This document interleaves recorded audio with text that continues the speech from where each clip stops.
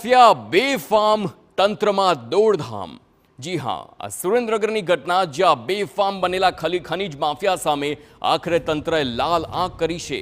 સુરેન્દ્રનગર જિલ્લામાં માથાભારેના લિસ્ટમાં આવતા 15 ખનીજ માફિયા પર તંત્રએ તવાઈ બોલાવી અને પ્રાંત અધિકારી સહિત 5 ટીમો આ સાથે જ અસુદ્રળી, ખંપાલિયા, વગડિયા અને ઉમરપાડા ગામે ગેરકાયદે ધમધમતી ખાણ ઉપર દરોડા પાડ્યા। તંત્રની કાર્યવાહી દરમિયાન ગેરકાયદે ખનન કરાયેલો 300 ટન કોલસો, વિસ્ફોટક પદાર્થ અને 30થી વધુ ટ્રેક્ટર અને 4 જનરેટર સહિત 1.5 કરોડનો મુદ્દામાલ જપ્ત કરાયો છે। ચોટીલાના પ્રાંત અધિકારી પોતાની જ કાર્યવાહીની પ્રશંસા કરતા સાંભળવા મળ્યા।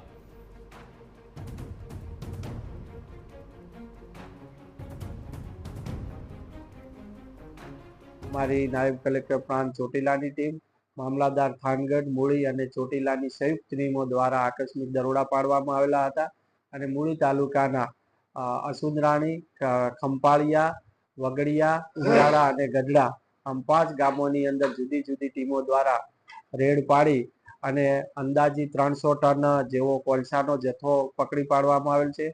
28 ચરખી છે, તેમજ 5 ટ્રેક્ટર છે, 4 કમ્પ્રેસર છે, 4 જનરેટર છે।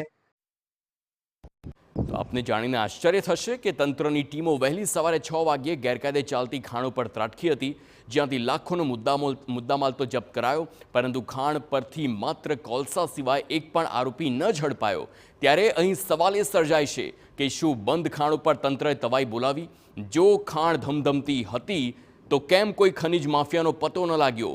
શું કોલસા પકડીને સરકારી બાબુએ પોતાના હાથ કાળા નથી કર્યા ને? આ સવાલ ચોક્કસથી થઈ રહ્યો છે, કારણ કે મિલીભગતને પણ અહીંયા શક્યતા જોવા મળી રહી છે, કારણ કે મોટા માત્રામાં કોલસો મળ્યો છે, અન્ય પદાર્થો મળ્યા છે, પરંતુ કોઈ પણ આરોપી નથી ઝડપાયો, એટલે સવાલ થવા ચોક્કસ છે।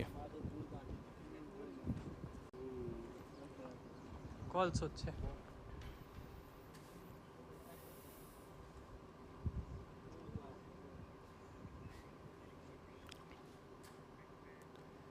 બનાસકાંઠામાં ડીસામાં